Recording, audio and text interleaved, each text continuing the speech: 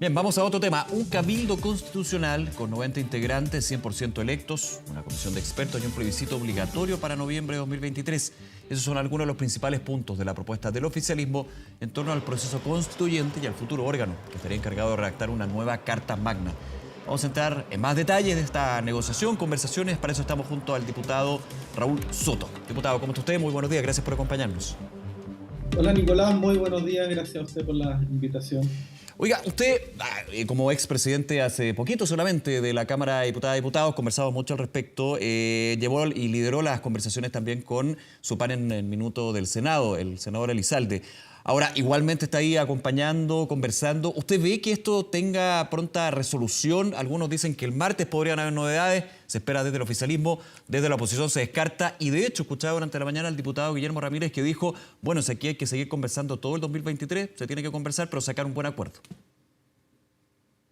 No, yo soy más optimista. Yo creo que en las próximas semanas debiese ya irse cerrando este acuerdo, idealmente en los próximos días. Hay que entender que el acuerdo constitucional 2.0 tiene tres elementos, ¿ya? Dos de ellos ya están consensuados. Primero, las bases constitucionales, que va a ser el rayado de cancha institucional del futuro proceso constituyente. Segundo, el árbitro, que va a ser este comité técnico de admisibilidad compuesto de 14 juristas que se van a encargar de que se respeten esas bases constitucionales, ¿verdad? Y que el futuro proceso se desarrolle dentro de ese rayado de cancha. Y ahora estamos en la definición última respecto del órgano o mecanismo para la redacción del nuevo texto constitucional.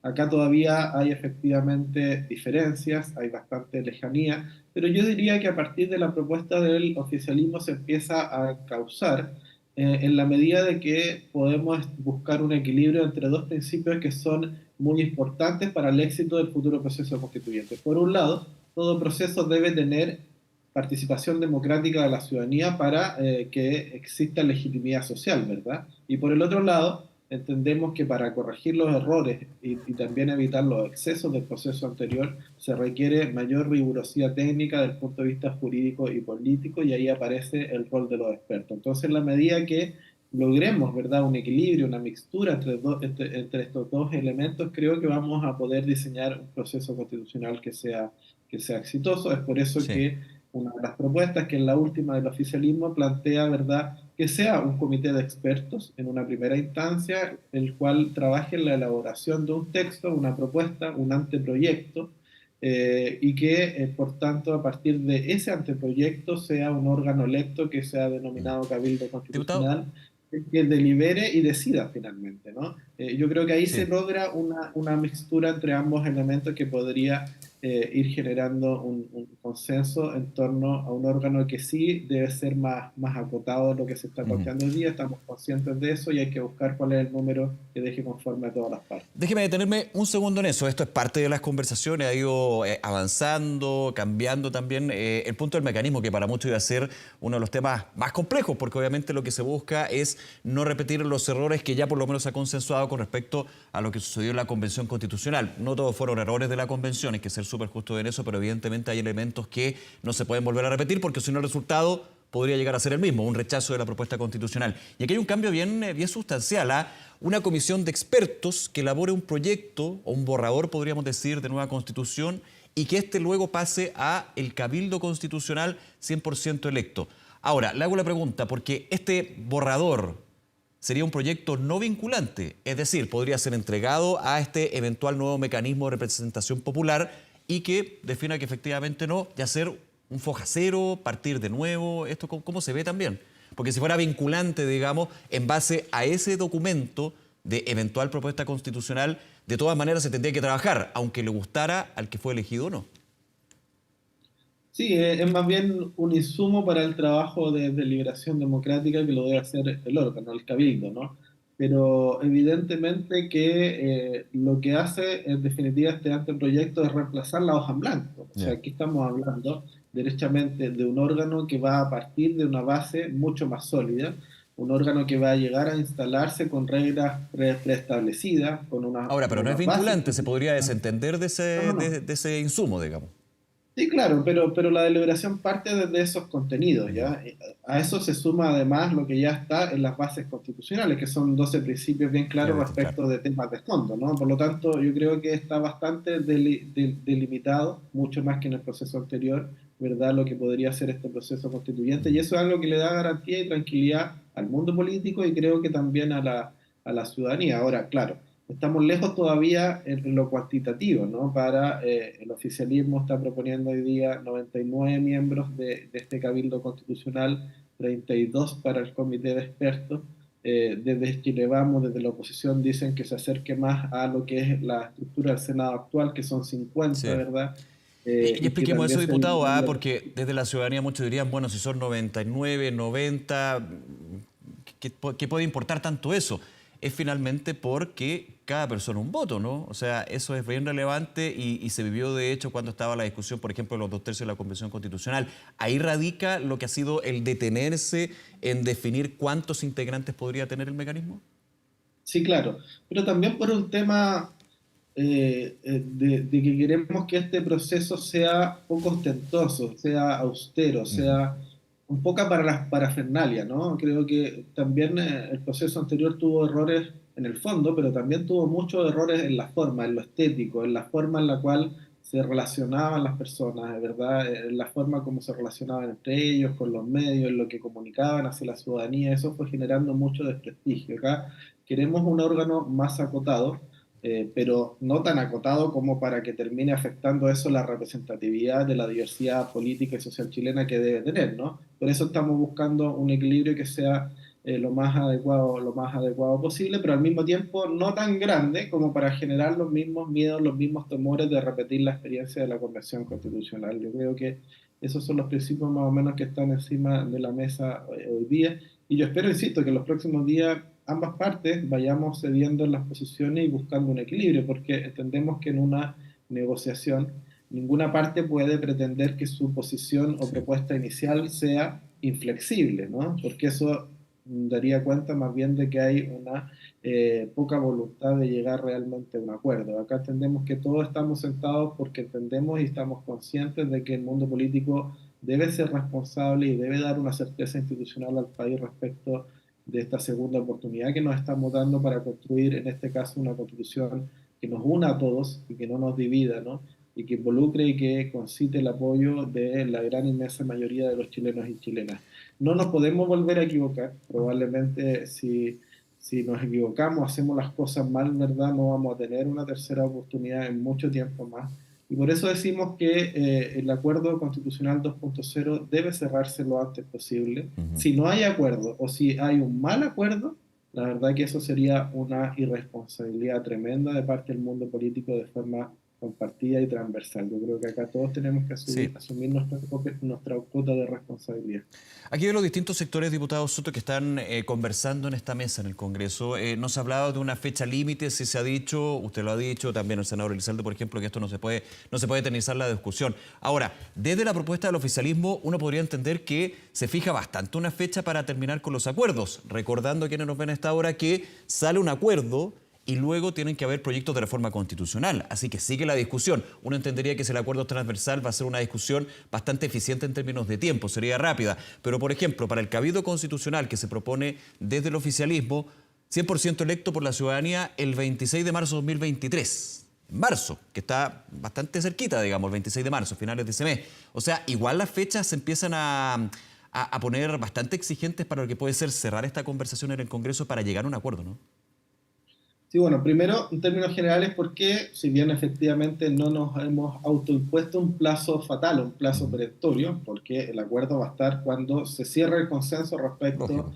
de cada uno de los puntos que lo contienen, ni antes ni después, pero hemos dicho que idealmente debe ser en el mes de noviembre, porque entendemos que esto se traduce en una reforma constitucional que requiere ser tramitada en la Cámara y en el Senado, y eventualmente eso debería darse en el mes de diciembre, de manera tal de tener esto aprobado para que el próximo año se desarrolle con normalidad y con tiempo el proceso y el Claro. itinerario constitucional. Y acá se plantean fechas concretas, ¿verdad? De enero a marzo, trabajar el anteproyecto por el comité de expertos, a fines de marzo, elegir el cabildo constitucional, el cabildo con 5 meses para hacer la propuesta de texto constitucional en base a ese anteproyecto y en noviembre, fines de año, ¿verdad?, un plebiscito de salida con voto obligatorio.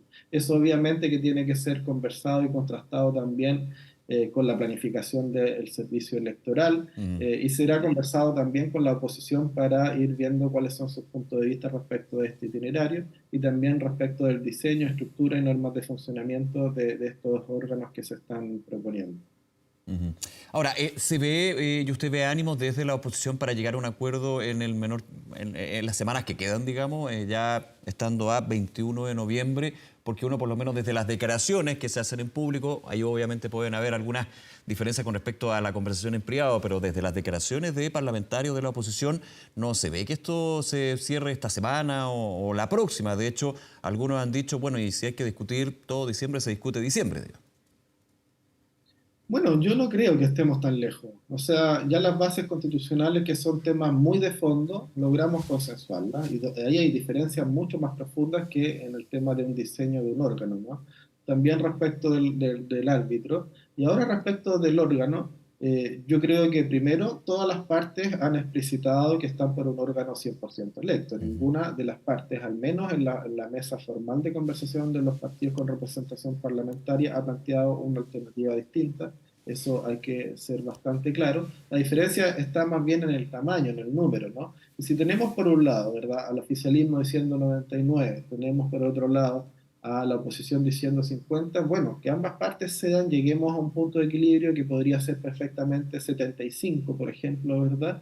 Y eso podría dejar conforme a todas las partes para ir cerrando en los próximos días un acuerdo. Si eso no se produce, si hay inflexibilidad de alguna de las partes, es porque bien tenemos un problema mucho más de fondo y que las partes tendrán que transparentar más bien en qué están pensando, ¿no? Ujú. Claro, por ejemplo, el senador, yo escuchaba luego de Estado Nacional, el senador Núñez decía, aquí la derecha está trabando lo que es un acuerdo. ¿Qué opina usted de eso? Está trabando, lo dijo directo. Mire, yo trato de no utilizar ese tipo de concepto. Yo parto siempre las conversaciones desde la buena fe. Yo Ujú. creo que todos los actores están comprometidos con este proceso, no solamente con el proceso, sino que sobre todo también con el resultado. Si se fracasa en la búsqueda de este acuerdo, el fracaso va a ser conjunto, ¿verdad? Y las consecuencias de eso las va a pagar el país, que va a continuar en incerteza institucional y eso eventualmente puede también traer otro tipo de consecuencias en nuestro país. Entonces, hay que aprender. Mire, hace poco cumplimos 3 años del Acuerdo por la Paz y la nueva Constitución del 15 de Sí. noviembre. Hay que aprender la lección. El Acuerdo por la Paz y la nueva Constitución fue una reacción del mundo político para abrir una salida institucional a una crisis.